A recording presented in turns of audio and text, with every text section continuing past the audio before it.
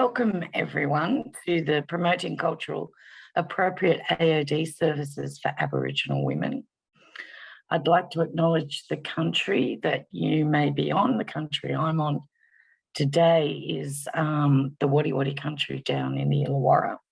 Beautiful country, hasn't fully gone underwater yet, but the rain is going to continue. So this talk is a part of a number of talks that NDARC is holding for International Women's Day 2022.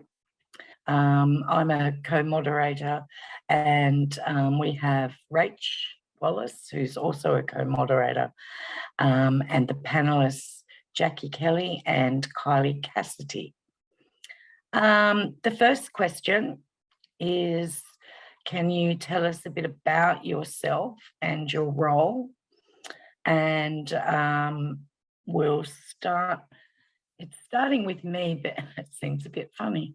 Okay, well, I'll start with me. My name is Leanne.Lawrence. I currently work for Lives Lived Well at Muru down in Nowra.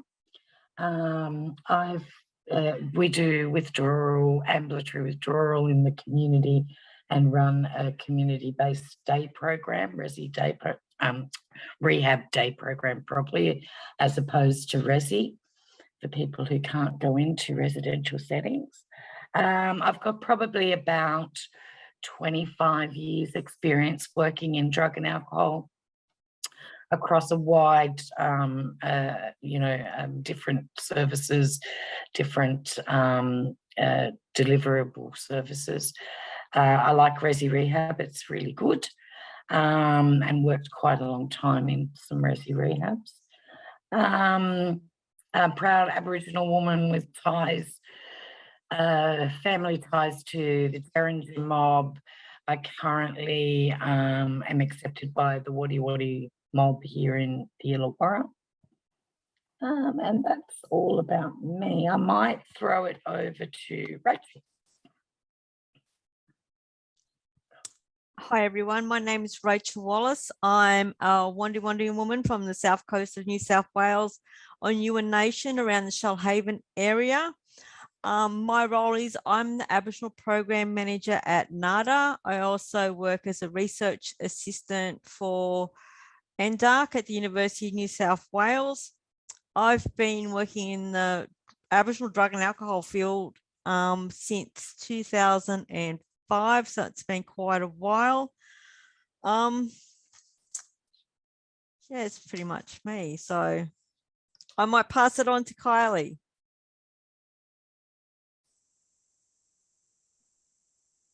Thank you. My name's Kylie Cassidy. I'm situated on the New South Wales Central Coast on Darkinyung country. However, I'm a Wiradjuri Migay from Central West New South Wales, but I've grown up and lived on Darkinyung country for many years, and most of my working career has been here on Darkinyung country in various roles, including youth work background, management roles throughout that, project work, and also art. Aboriginal art is my passion, and I've recently begun co-hosting an exhibition which encourages young Aboriginal artists to have their work seen, and that through that art journey is how I came to be at the Glen.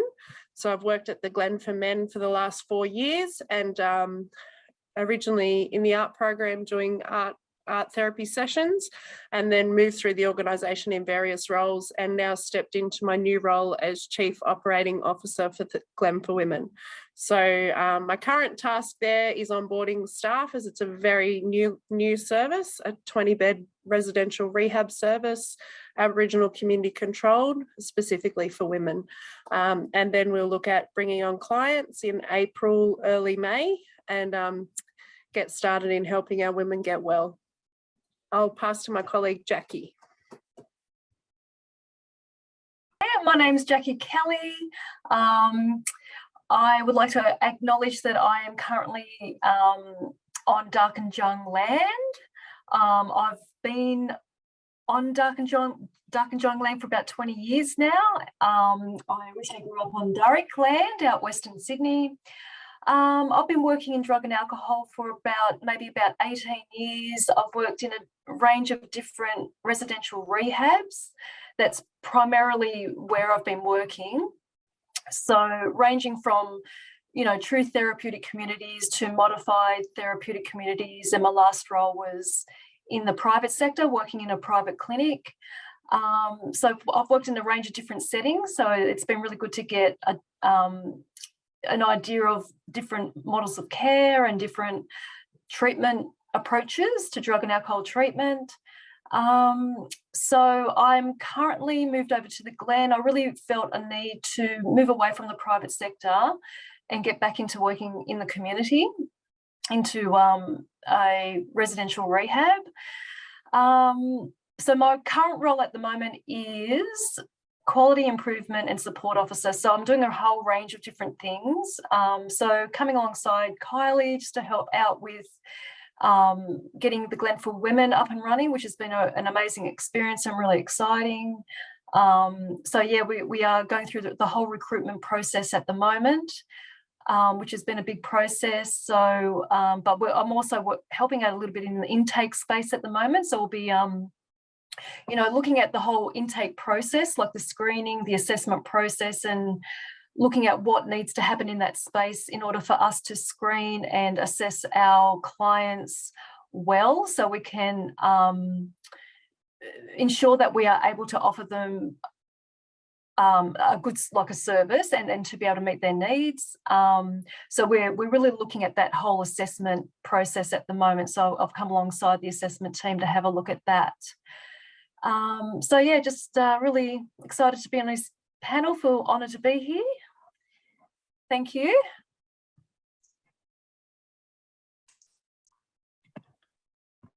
Thanks, Jacqui. So the theme for International Women's Day 2022 is Break the Bias, with the aim of the day being to promote a world free of bias, stereotypes and discriminations. What biases have you seen Aboriginal women face in seeking social or healthcare support in your line of work? I think anyone could go first if you want.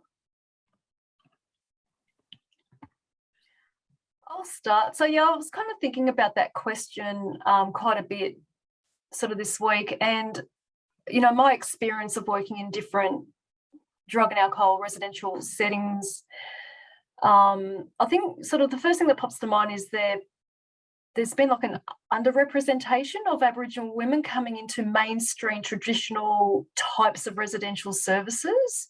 And the discrimination or the biases that I've seen have been more on a very subtle type of level.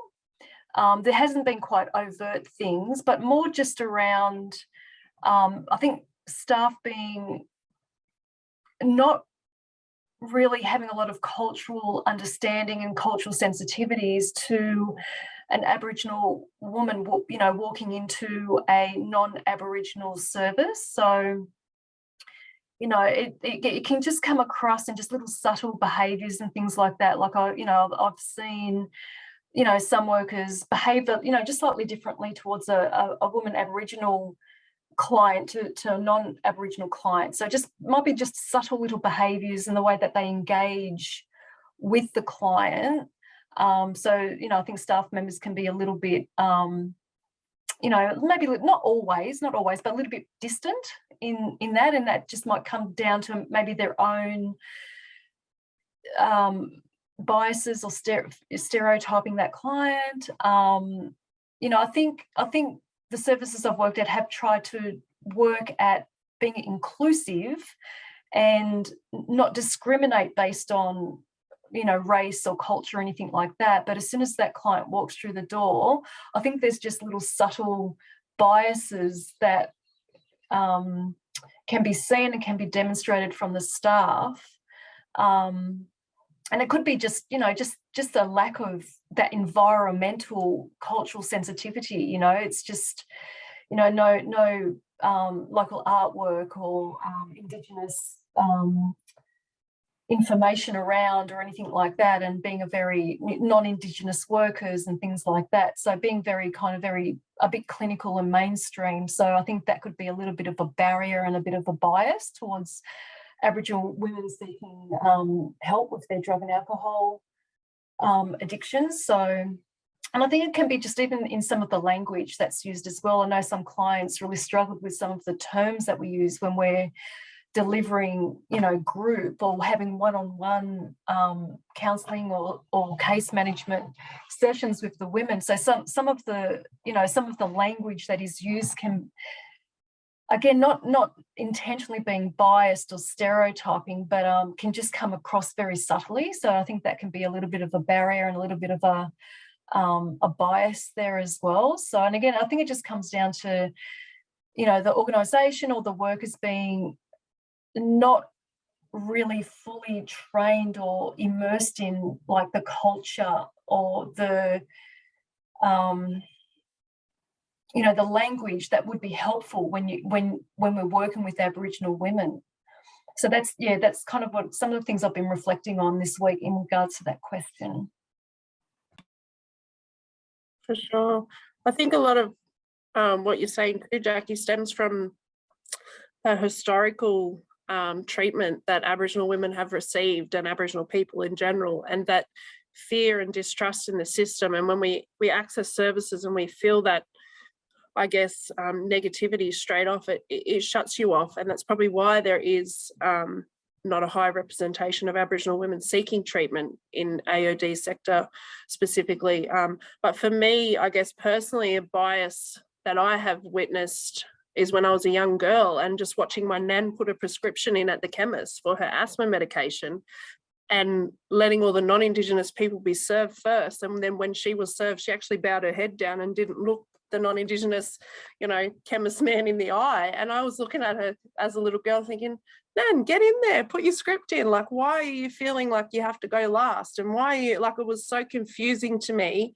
And it wasn't until as I grew and learnt more about that historical trauma and, the barriers and the stereotypes that exist, that I understood why my nan acted that way. And that was a big sort of lesson for me, and what I've taken to always instill in my kids, to not ever let yourself feel that way, and don't ever feel like you have to go last, and be proud and proactive in who you are and your identity and your culture and the services and the support that you deserve. And I think part of that is what's led me to where I am now, and entering into this journey in a very culturally safe space, and a space where we are going to empower Aboriginal women to seek the treatment that they deserve. Rach, did you want to say anything? I'll say my bit first, and then Rach can think about. I think you're right, Kylie. I think that historically, this is where the bias and the stereotypes come from. I think also that what and there's currently a lot of investigation into removal of children, DCJs, how they operate. Why so many Aboriginal children are removed, and Aboriginal parents or families don't seem to receive the same kind of help and assistance as non-Aboriginal families do through the community services. And I think that's because of those bias and those stereotypes coming down through the years of the fear, people not, trusting services. Historically they wouldn't accept the services, and now they're just not given out. It's just something that's set in. I see a lot of that. Also, the fear of, if you go into a service, are your children going to be removed because you're going into a service? And this happens more so in Aboriginal families than non-Aboriginal families. So that's a real fear that which has some evidence behind it. I think that what needs to happen for Aboriginal women, especially Aboriginal women, is that as Kylie was saying, we build this strong we are resilient, but more resilient, if there is such a thing, of women who are able to seek help without that fear of any, any reprisal. Yeah, so Rach, do you want to say anything? Oh, there she is. There she is. That's why I think our Aboriginal community controlled health organisations are so important for our communities because they provide those vital services. But I also think our mainstream services need to lift their game, and that Aboriginal people should be able to go into any service and feel culturally safe and be treated with respect. So yeah, that's all I wanted to add to that. And that also follow on from what Leanne was saying about that fear of women getting treatment, the fear of losing your children, seeking support and help. So yeah, that's all I wanted to add. They're all really great points. So I might stay on and ask the next question then. So I want to ask, what's some practical ways AOD service workers can promote safe environments for Aboriginal women in their everyday work? So I want to open that up to the panel. So some practical ways that workers can work in a more culturally safe manner. I think I really do believe that there needs to be more education around that historical trauma. I think workers really need to understand the history of the Aboriginal history and the how intergenerational trauma is still something that a lot of people are experiencing. So I think there needs to be a lot of training and a lot of education around that, but also, some of those Australian policies that have contributed to the trauma. I think there needs to be a lot of education around, around the history, around intergenerational trauma. And I think workers could benefit from having, understand the local community a lot better, like the local Aboriginal communities, and be more connected to the local community, and understand like the history of the place, and understand the language and what's going on in that space. So I think just I think for workers to get a little bit more understanding of the history can be really helpful. I know that I've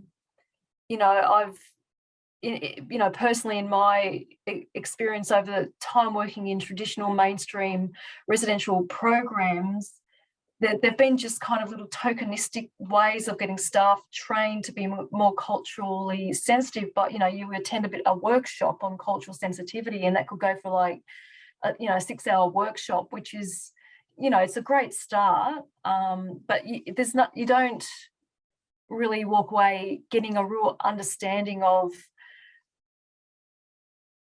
like how to be a better worker. Like I think there needs to be a real immersion in the culture of the local community to really understand how to respond to Aboriginal women's needs when they're seeking help for the drug and alcohol treatment. So yeah, I think there needs to be more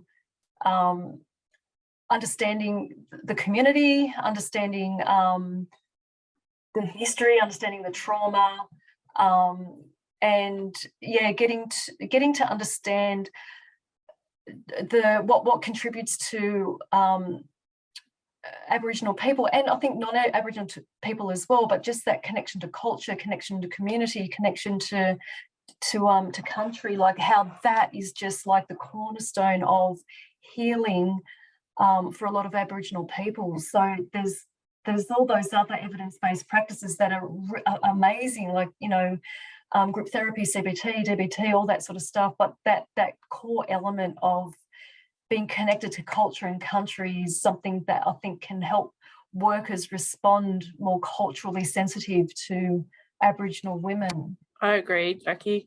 And I think it's not about putting a painting on your wall or, having some form of Indigenous artifact or whatever it might be on display, because that's just for show. It's about truly walking the shoes of our people. Ask our mob what we've been through, understand what we've been through, you know, allow your client to be client-centered, take into account their cultural beliefs and values when you're providing that care to them, and let their culture be a part of their healing. And I think, you know, one of the things that we do at the Glen is culture is the core of all healing, and that's one of the elements of our model of care. So in every factor of that client's care, we have elements of culture, and whether it's dance, art, you know, spiritual connections, stories, smoking ceremonies, all those things are featured throughout their culture. And then obviously the individual comes with their own cultural protocol and belief, and it's about respect and just respecting each other's journey and path and where you're at in your healing. Another key thing, I think, for workplaces, whether you're an Aboriginal service or a non-Aboriginal service, is to have strong cultural stakeholders, so cultural advisors, cultural supervision for staff, even cultural mentors for your clients and your staff. So really engage the people around you that can bring that content and create that cultural safety that's not tokenistic, because our mob are out there to answer questions. There's no question that's too hard, you know, and there's not a lot that we're offended by these days because we've seen and heard it all.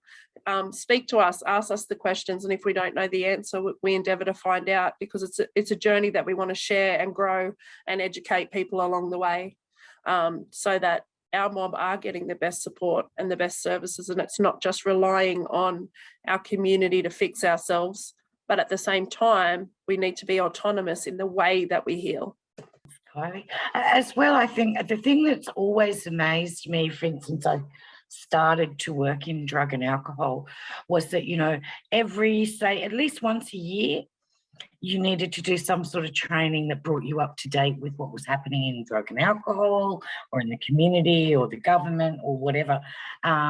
Yet, you know, if you're lucky in a service, you might have to do some cultural training when you first get onboarded in a new role. But then that's it. And it's a very generic cultural training. Some are better than others, and that's a great thing.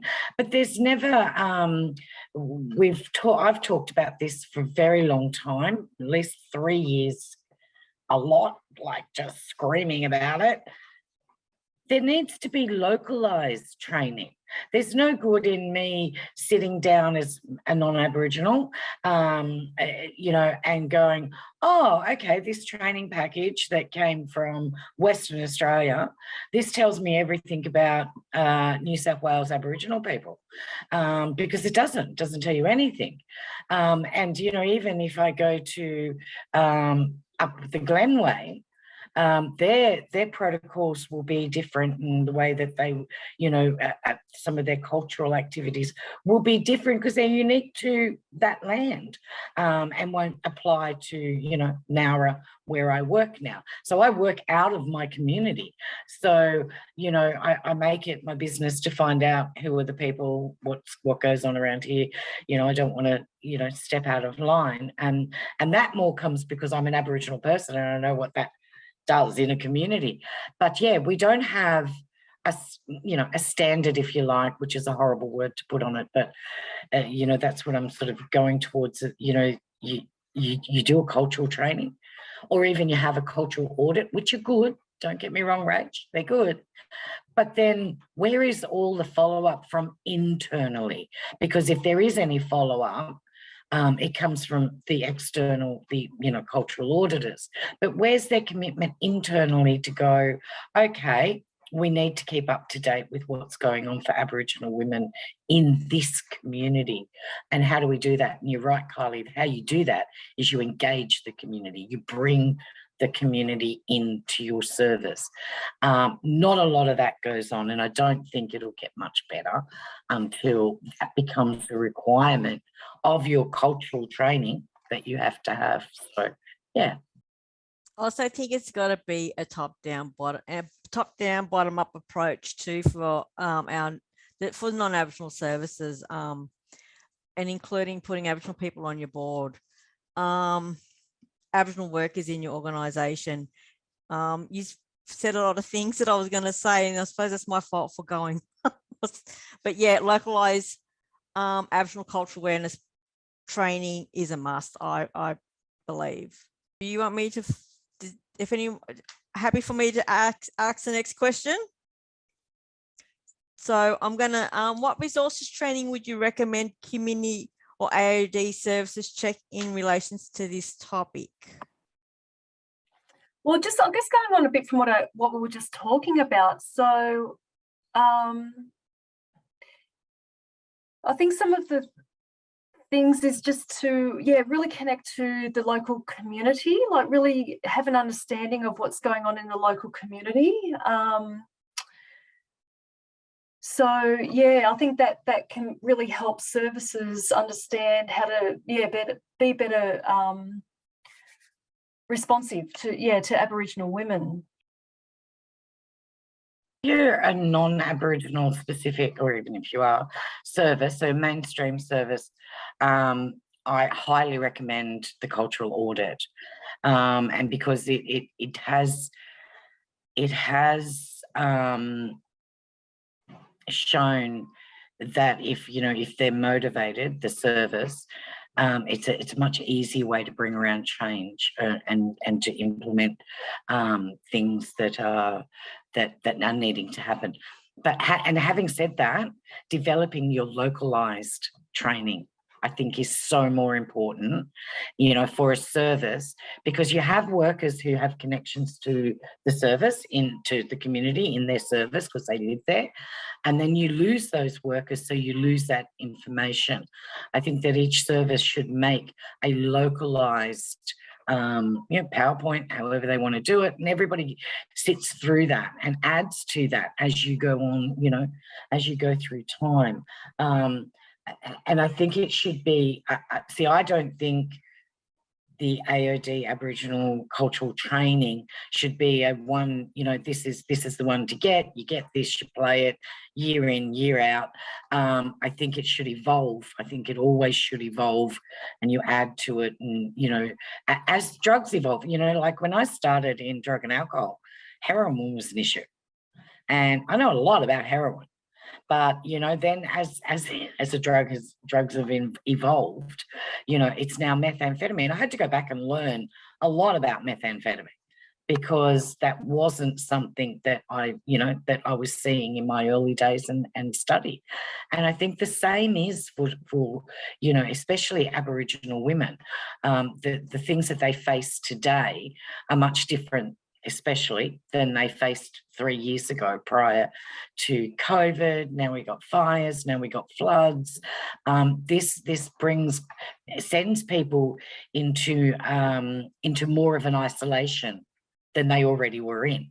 So it's more difficult for them to go and ask for help. So they're things and being out in the community is something that, that they see, oh yeah, you're out in the community, you're doing, you're connecting, you're talking with people.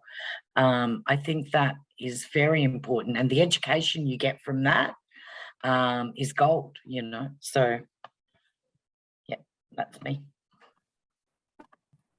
Can I just quickly add one more thing? I think there's some really good resources. Like NADA have some amazing resources on responding for non-Aboriginal services, responding culturally appropriately to Aboriginal clients. So yeah, I think NADA's got some great resources there, and I know that the Aboriginal Health and Medical Research Council has got some amazing resources as well. They've got some great training on offer, and webinars and things like that. So they've got some really great training out there, like online resources. But as far as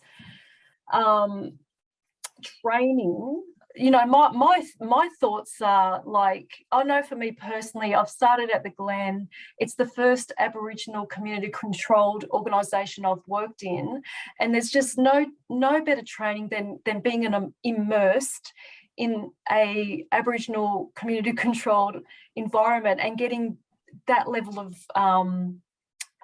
training and understanding. So I mean, I don't know what the answer is there, other than maybe getting workers doing a bit of time in an Aboriginal service to see how how that you know, the culture of that place responds to Aboriginal women.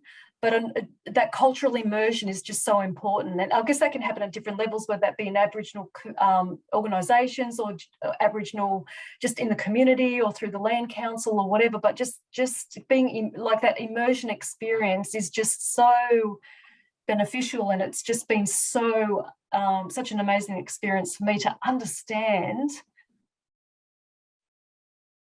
how to respond in a way that's going to be offer healing and empowerment to the Aboriginal women.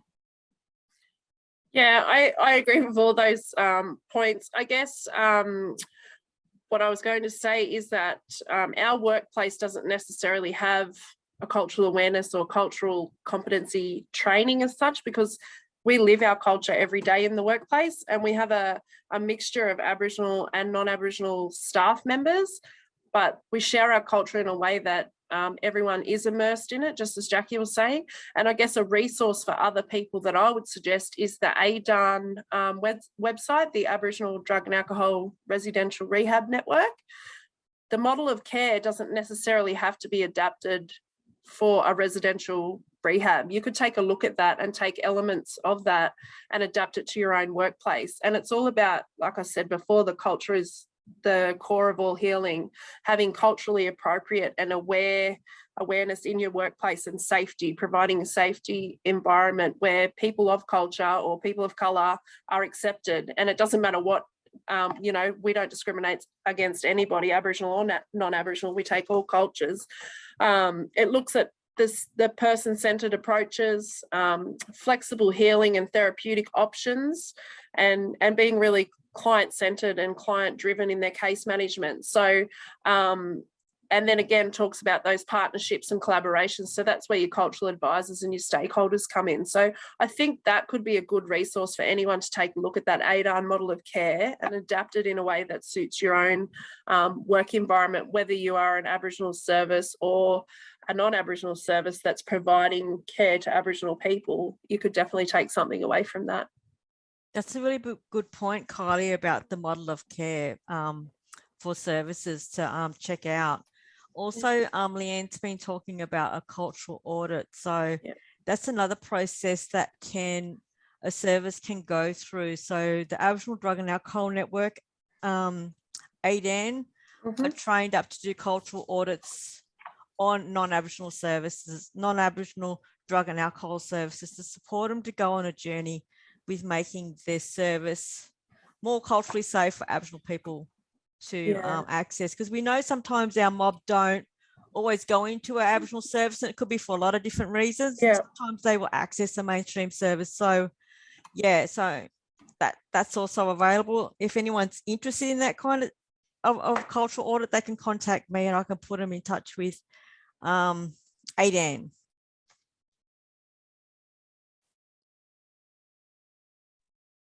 So, sorry, Rach. So I'll just, because I just did want to give you an example of the audit now that Rachel's raised it in the right way. I just kind of threw the word out there. So where I was working previously, they had a wrap. Really, it was just a bit of paper.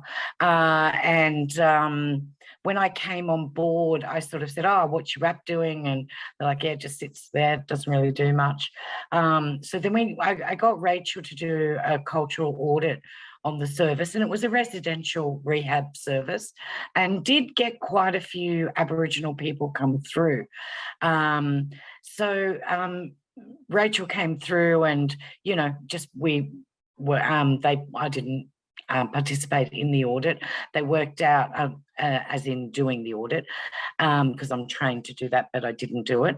So as a service manager there, we sat and we talked and whatever, and then they got a few ideas about, we should do, some artwork. It's that old artwork, Kylie. Everyone thinks if you stick an Aboriginal artwork on your wall, you're culturally supportive, which you are in a way, but I kind of got them to go a little bit further, as in the knowledge of the area, and rather than just getting some local people to do some artwork, which we did, but instead of that being the only thing we did, we took significant photographs of sites around the area, and then it would have a little story against what that meant for Aboriginal people in the area. And then that was I think they've got about 12 rooms that was hung on each room, and then the room was then called, if it was Mount Kira, we did one, that room was called Mount Kira, and it had the the story of Mount Kira attached to the photograph. So I got them to understand that, the reason their wrap was insignificant was because it just sat there. It didn't do anything. Whereas the pictures on the wall with some education about what they meant was far more effective in, educating non-Aboriginal people, and then also Aboriginal people that didn't come from the area. So that's how powerful an audit can impact it can have on a service. I do think that they're really really good for capturing where you don't have such as the Glen has, the culture is embedded, it's there already, it's everybody's aware of it, and it's community controlled, so you've got a wonderful connection to the community. Does anybody else have anything to say before we finish up? I just wanted to say thank you for inviting Jacqui and I along to be a part of this discussion. I know the Glen itself is stepping into this new space of servicing women, but I myself am very proud to be a part of that. And I know, Leanne, you've been present at those operation committee meetings and you've watched the journey unfold. But yeah, really, really excited to have this discussion with women like yourselves and really start doing that work towards empowering more Aboriginal women and providing culturally safe services. We are really excited with the work that you're doing up there on the Central Coast in this developing a residential rehab for Aboriginal women. Both me and Leanne's kind of been, we was involved in the project on the South Coast way back in, I think, like 2008, alongside South Coast AMS, Waminda and Illawarra AMS, and we were advocating for this for a long time. So to see this finally happening is really exciting, even for us on the South Coast, even though we would love it on the South Coast, but to see it happening up there on the Central Coast, yeah, we're excited, we're behind you. And anything we can do, let us know. And I think what will happen for women out of having the Glen for women, which is why it is so exciting to see it finally come, after many, many years of research, of lobbying and everything else, is that this will really open the door for women to enter AOD services. And once you get the women talking amongst themselves, and that I think you're going to be full 90% of the time, and that's incredible. That's really good for our women. And I did actually try to work out how I could commute from the Illawarra to the Central Coast to work at the Glen for women, and it just wasn't doable because I don't like little aeroplanes. Was the only way. I'd be a fly in, fly out, which, and I really, really was motivated to try to, get in there somehow in the first, the Glen for women, after waiting for so many years for this to happen in New South Wales. It is fabulous. So I would like to thank you all for coming along. And thank the people listening to this webinar. If you would, thanks to Jacqui and Kylie, because we know you're really busy doing all your recruiting, and thank you for coming along, and Raechel for pulling this all together. If you'd like to visit the NADA website for resources. Yes, I really did forget to say that in my spiel. NADA have the best resources for working with Aboriginal people. They are the best and they do it really well. Or you can sign up for NADA's publications. You can email, you get emails. I get them, keeps you really up to date with the you know, the training that NADA do and the webinars. They're very good. With that, I think we'll call it done for the day. Thank you, everybody.